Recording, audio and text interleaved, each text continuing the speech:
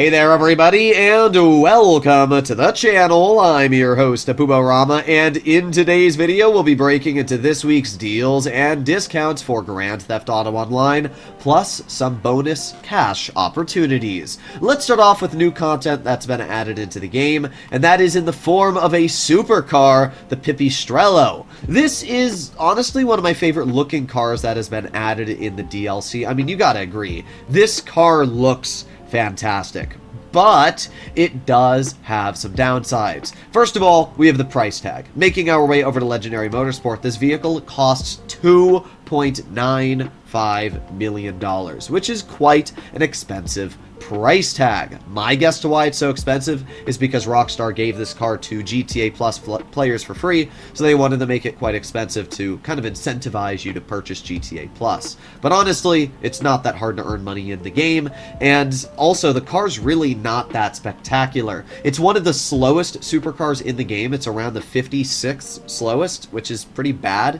And not only that, but it's not the best on handling either. I would choose a Krieger or Emirates any day of the week over the Pipistrello, and if you want handling, go for the Turismo Omaggio, so kind of a disappointing vehicle. So I wouldn't recommend to buy it, but that's completely up to you. We move on to two vehicles on the podium and the prize ride as our freebies. Let's start off with the podium vehicle, the Karin Borr.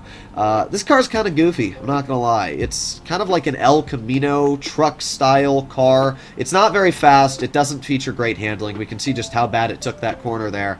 But it is kind of a fun off-roader, so at least it's got that going for it. It's a podium vehicle, so if you get it for free, it's really not that big of a deal.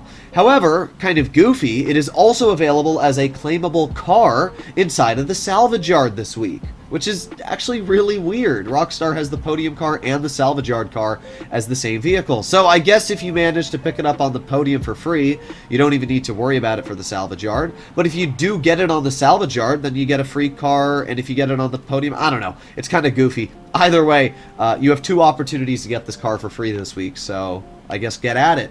We also have the Obey Omnibus EGT, which is another really goofy choice from Rockstar to have as part of the prize ride this week. To get it, you have to finish 2 days top 5. Sounds really easy. But you know what's even easier? Having the Criminal Enterprise Starter Pack when you purchase GTA for free and allowing you to claim this vehicle as many times as you want for free. Yeah, that's kind of goofy.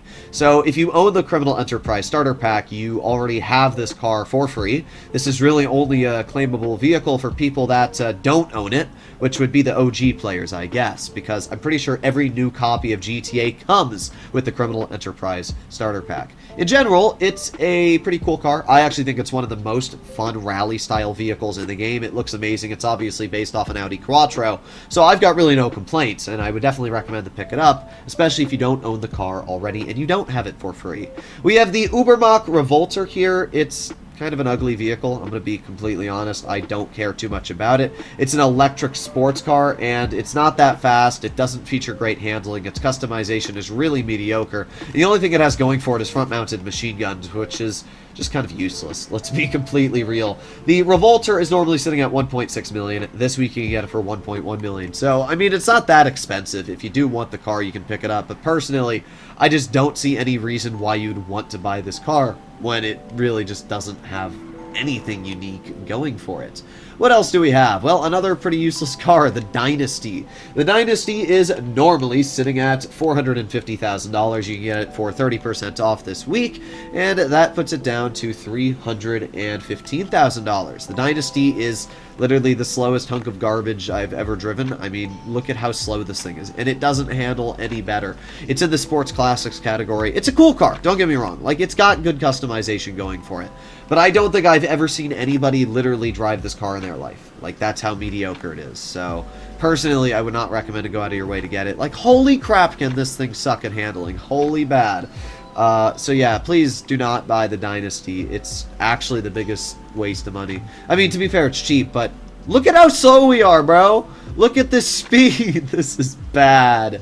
I guess while we're driving, we should talk about the bonus money you can earn this week, and it's pretty pretty bad as well. It's triple money on Mobile Operations Center missions. That's about it. So I guess if you want to get some trade prices, you can mess around with the missions, but apart from that, kind of a waste, not going to lie. If you do want to earn an extra $100,000, completing 3 mobile operation missions is going to also give you 100K for the weekly challenge. So I guess that's something cool, right? Speaking about the Mobile Operations Center, it is also 30% off, and all of the upgrades are 30% off. So if you don't own the Hauler Custom, I would recommend to purchase it. And I would also recommend to put the Weapon and Vehicle Workshop inside of your Mobile Operations Center, as if you do get vehicles that are only customizable there, like the Insurgent Pickup Custom, then that is a good investment to get your hands on. Plus, the Mobile Operations Center is one of the most indestructible vehicles in the game, able to survive upwards of 70 homing missiles and explosions, so just get your hands on it. It's pretty cheap as it is, and it's actually a really good discount, so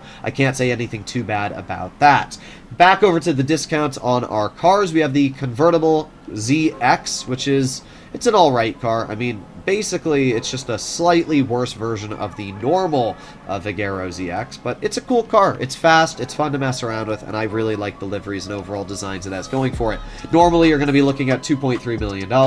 This week, you can pick it up for 1.6. And that brings us to the final discounted vehicle this week, which is the Bravado Hot Ring Hellfire. This is probably my favorite car that's being discounted. Not too many people have this car, and I think it's an incredibly cool and fun vehicle to mess around with. It's got great liveries. You can see I'm running the Sprunk livery, the essence of life. I love Sprunk.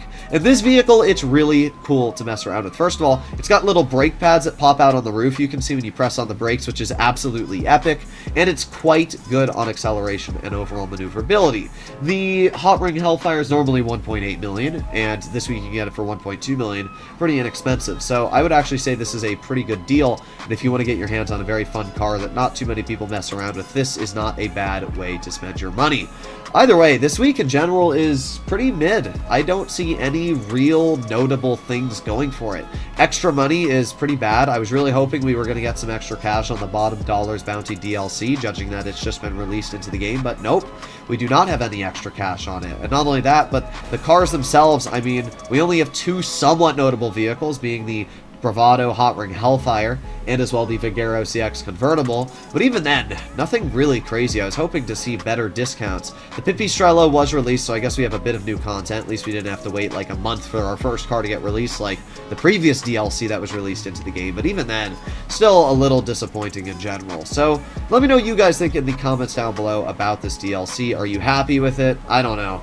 But so far, I've been rather disappointed, and this week's update really hasn't added all too much to make me happier. It's a snooze fest. So, as always, if you enjoy this type of content, you want to keep up to date with the newest information, and if you want to check out my Pipistrello review, make sure to take a look at it. I'll have it linked in the description down below, and I'll see you all in the next one. Bye-bye!